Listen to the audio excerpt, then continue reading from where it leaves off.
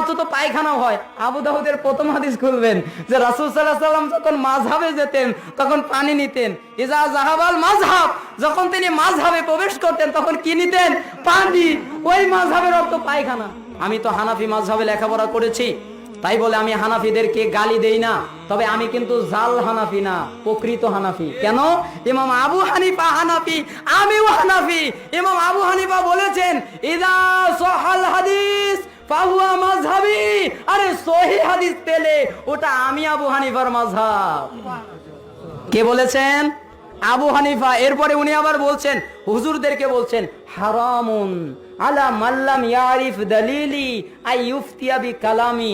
কোন মুফতির জন্য বৈধ নয় সে আমার কথা দিয়ে দলিল দেবে যতক্ষণ না জানবে এর প্রমাণ কোথায়। এটা হচ্ছে ইমাম আবু হানিফার আকীদা, এটা হচ্ছে ইমাম আবু হানিফার বৈশিষ্ট্য, এটা হচ্ছে আবু হানিফার নীতি। আর আমাদের দেশের নীতি হলো সহিহ হাদিস যতই হোক না কেন আমাদের উল্টাপাল্টা ব্যাখ্যার হাতে টিকাতেই হবে, ঠিক না? আমি কারো বিরুদ্ধে বললাম? আমি আবু হানিফাকে মাথার তাজ মনে করি। কি মনে করি? আমার মাথার তাজ, মাথার মণি কে?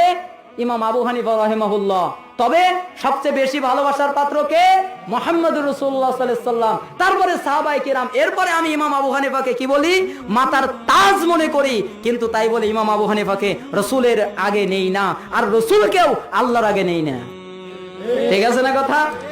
যার জায়গায় শেষে থাকবে আল্লাহর জায়গায় আল্লাহ থাকবেন, রাসূল সাল্লাল্লাহু আলাইহি ওয়াসাল্লামের জায়গায় তিনি থাকবেন, সাহাবীদের জায়গায় তিনি থাকবেন, ইমাম আবু হানিফার জায়গায় তিনি থাকবেন।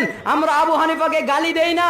ওই যে আমার সুন্নাত আর খোলাফায়ে রাশিদিনের সুন্নাত, মানে আমার সুন্নাত মানে রাসূলের সুন্নাত, আর খোলাফায়ে রাশিদিনের সুন্নাত মানে আলাদা সুন্নাত। এদেরকে বোঝাবে কে বলেন তো? এখন আমি যদি বলি আমার সাদ আপনার সাদ, বলেন কয়টা সাদ?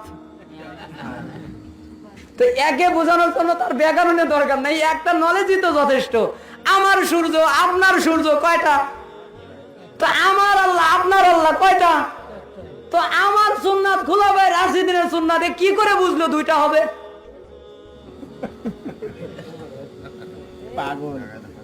এরকম উল্টাপাল্টা ব্যাখ্যা করে, আশ্চর্য কথা। যখন কোরআন হাদিস ঘাটি আর তাদের চিন্তা চেতনা পড়ি, আল্লাহু আকবার। মানে কোরআন হাদিস আছে কোরআনের জায়গায়, আর ব্যাখ্যা কোন দিকে যে দৌড় দিয়েছে তার কোনো হিসাব নাই। ব্যাখ্যা যার যার মতো চলে গেছে ছিটে ছিটে। তাহলে আমার সুন্নাত আর খোলাফায়ে রাশিদিনের সুন্নাত একটাই, সেটা কি? কোরআন এবং সুন্নাহ হাদিস। রাসূল সাল্লাল্লাহু আলাইহি ওয়াসাল্লাম কয়টা জিনিস রেখে গেছে? দুইটা। আর এরা বানিয়েছে চারটা, আরো কত যে বানাবে। কেউ বানিয়েছে চারটা, কেউ বানিয়েছে পাঁচটা। পাঁচটা বানিয়েছে জানেন না? কোরআন, হাদিস, ইজমা, কিয়াসের পরে মাযহাব।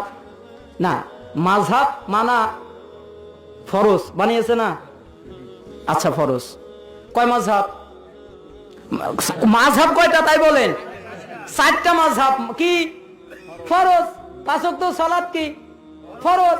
আচ্ছা আপনি যদি ফরজ সালাত পড়েন, আল্লাহু আকবার ফরজ পড়লাম, আর বাকি চার ওয়াক্ত পড়বো না, কি থাকবেন? ফরজ না? তো মাযহাব তো ফরজ, চারটা ফরজ না? তো আপনি একটা মানতেছেন আর তিনটাকে দেখলে গেলে মুনাফিক, কাফের, তাগুত, হ্যান ত্যান, ইহুদির দালাল। তো বলেন আপনার ঈমান কোথায় আছে? আপনিই ফরজ বানালেন, আপনিই ফরজ ত্যাগ করলেন, একটা ফরজ নিয়ে চারটে তিনটে ত্যাগ করলেন, তো আপনার ঈমানের কি হলো? আশ্চর্য কথা। এরা আশ্চর্য কথা বলে যে মাযহাব মানা নাকি ফরজ, মতামত মানা নাকি ফরজ। হ্যাঁ, মাযহাব মানা ফরজ, তবে ওই মাযহাব যা আমরা তালিমুল ইসলামে পড়েছিলাম। তুমকো মাযহাব কা নাম কিয়া হয়? তোমার মাযহাবের নাম কি? জবাব আল ইসলাম। মাযহাবের নাম তো ইসলাম মানা কি? তো আপনি তো উল্টা পাল্টা যদি বোঝেন, মাযহাব অর্থ যদি ইসলাম হয় তাহলে এটা পালা কি? ফরজ। আর মাযহাবের অর্থ যদি মতামত হয় তাহলে এটা পালন করা কোরআন সুন্নাহর আওতায় থাকলে ফরজ, আর কোরআন সুন্নাহর উল্টা গেলে হারাম।